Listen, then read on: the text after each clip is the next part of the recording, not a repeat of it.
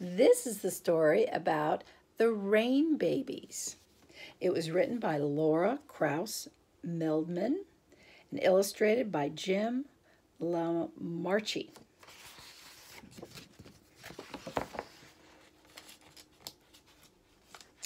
And this looks like was written in 1992. And here we go. See if we can get it into the picture here. In a small house in a green meadow lived an old woman and her husband of many years. Food had they had a plenty and a good roof over their heads, and the river ran close to their door, but the thing they wanted most was the thing they lacked, a child to call their own. The days of good honest work left little time for pining, but when twilight fell, the old woman would sit down at her table and sigh. If children grew in flower pots or blew down the chimney with the March wind, what a lucky woman I would be. And here we are in the month of March. There we go, looking at the moon.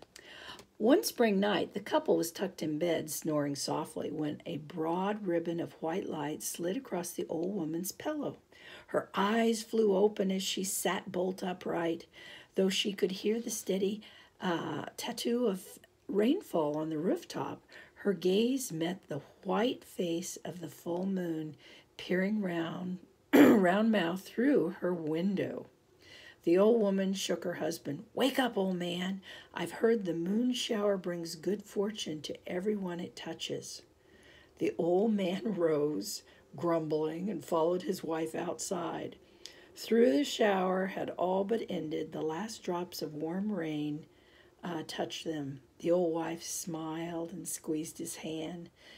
Then her eye caught a silvery glint in the meadow grass.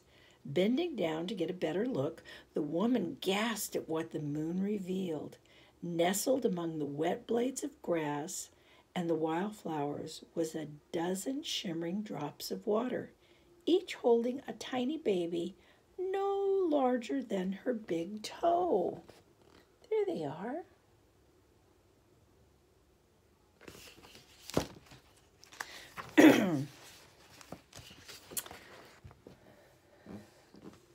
So, with utmost care, the couple gathered up the wee babies and brought them into the house. The woman dried them gently and set them on a soft cloth atop the kitchen table. 12 perfect little ones, all in a row. The old couple smiled and cooed at the babies until they began to yawn and rub their eyes with tiny fists. Then the old woman wrapped the rain babies snugly in scraps of flannel and laid them to sleep in the dresser drawer. She and her husband, marveling at what had befallen them, returned to bed. What will happen?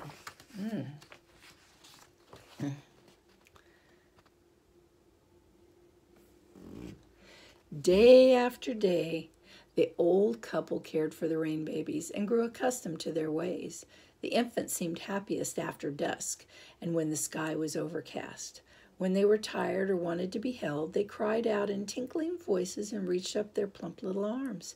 Then the old man and woman soothed the rain babies in the palms of their hands or rocked them to sleep in a pair of wooden shoes lined with handkerchiefs.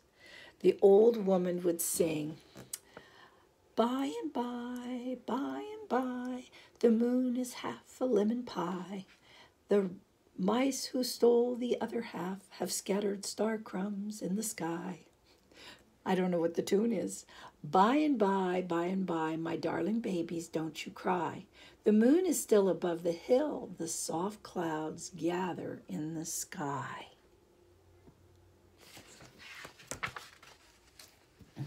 Ooh, they're taking them, looks like, on a boat.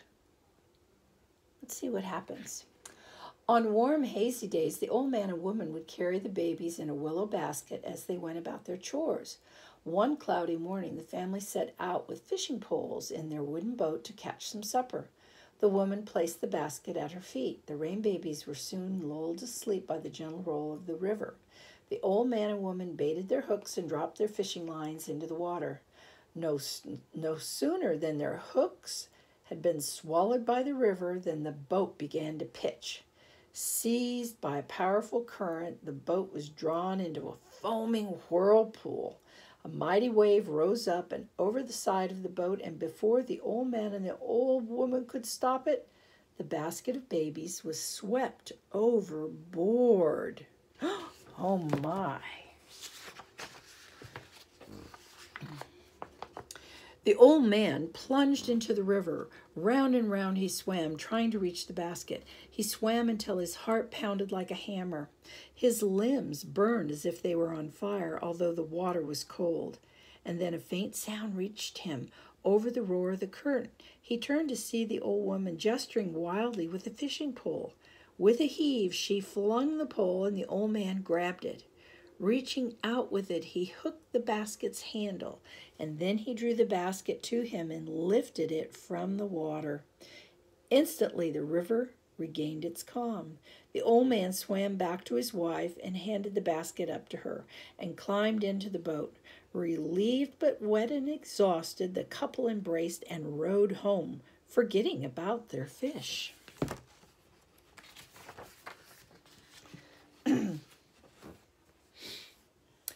Some days later, the wind began to whip about the meadow. The peaches have ripened and should be picked, wife. Let us gather them now before the wind does our work for us, said the old man. So the woman carried the babies to the orchard and laid them in a small clearing. The old man climbed the ladder that was leaning against one of the gnarled trunks. He picked a peach and handed it carefully down to his wife. She's got her little thing tied around her waist to gather up the peaches. Suddenly, the sky deepened to an iron gray, bathing the orchard in a bluish glow. A crash of thunder sounded as a bolt of lightning struck the ground close to the basket where the rain babies were sleeping. Flames quickly enclosed the clearing in a perfect ring of fire. The willow basket lay trapped inside, the rain babies wailing. The woman tore the apron from her waist and started beating the flames. But as quickly as she subdued them, they rose again. Seeing this, the old man leaped across the barrier of fire and seized the basket. Then he returned through the blaze. As he handed the basket to his wife, a sudden rush of cool rain extinguished the circle of fire. The rain babies were unharmed. My.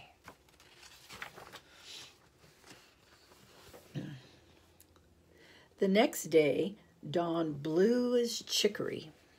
The husband went early to the river to fish. The wife went to work in the vegetable garden. Although the wild waters and the fire had made her fearful of taking the babies outdoors, she feared more to leave them alone in the house. So she laid them on a blanket in the broad shade of the chestnut tree.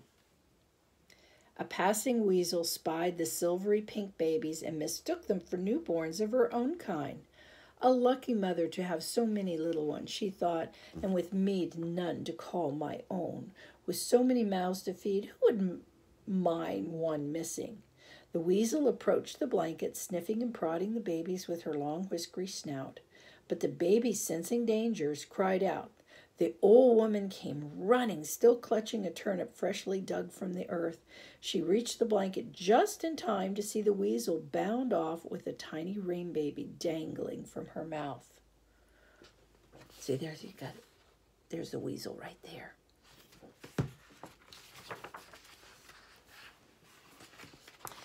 The old woman set off after them, stuffing the turnip in her pocket. Round and round the meadow ran the woman and the weasel, over hillocks and through the brambles, until the woman's head began to spin and her aching legs told her they must soon give out.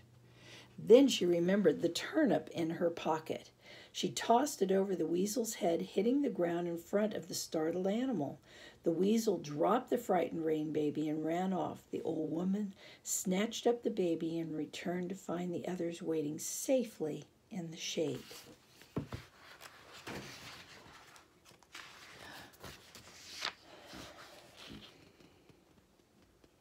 That night, after a good supper of brown bread and chowder, The old couple sat nodding by the fire. Shadows of kettles and cooking spoons danced along the walls. The Rainbabies slept soundly in their drawer. A loud knock roused the old man.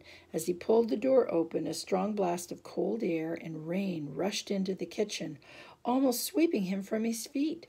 Over the threshold stumbled a tall figure wrapped in a heavy cloak. See, there he is. He's wrapped in a heavy cloak.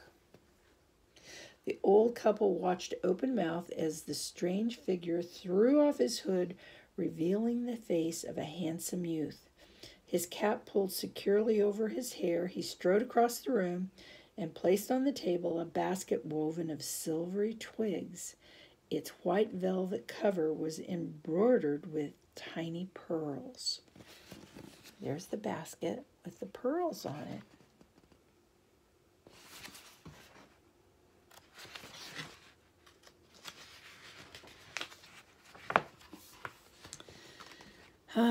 The old woman gathered her wits. "Who are you?" she asked. "I am a messenger sent by Lady Coeur de Claire, a woman of vast and incredible riches," replied the young man.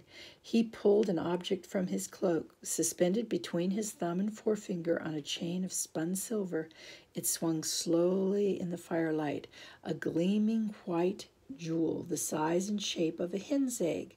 The couple stared. "Though my lady has enormous wealth," continued the messenger, "in one thing she is poor. She has been blessed with neither sons nor daughters. For these she yearns beyond yearning. Therefore, she offers you this precious moonstone in exchange for the 12 babies in your charge. Give her the babies and live your remaining days in comfort and riches, for the moonstone is worth many sacks of gold coins." The old woman moved closer to the sleeping Rainbabies. "Thank you," she said, "but the babies will stay with us." The old man put his arm around her shoulder. Let's see what will happen next. Look.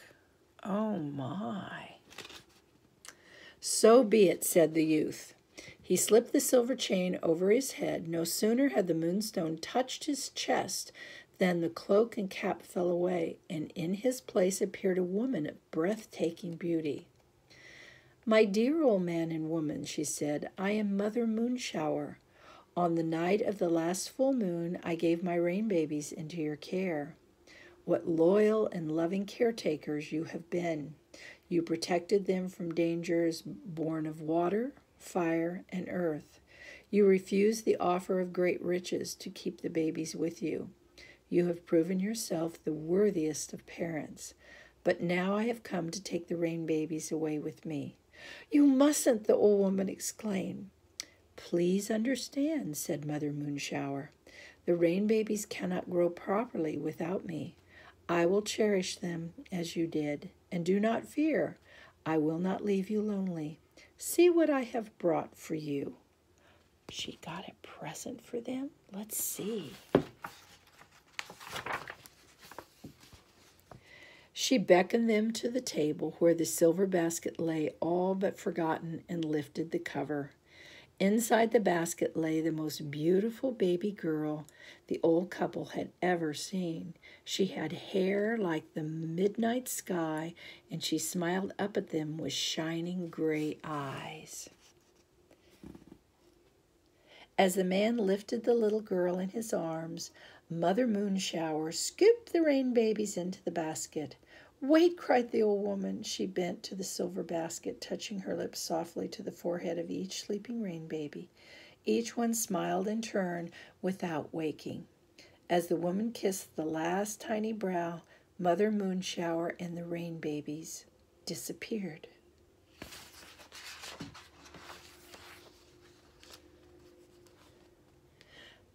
The couple named their daughter Raina. Like all children, she brought her parents great joy, and a bit of heartache too. But never such adventures had befallen the Rainbabies as had befallen the Rainbabies. Growing stronger and more lovely with each passing year, Raina picked the sweetest peaches from the orchard and caught the sleekest fish. Her laughter warmed the small house.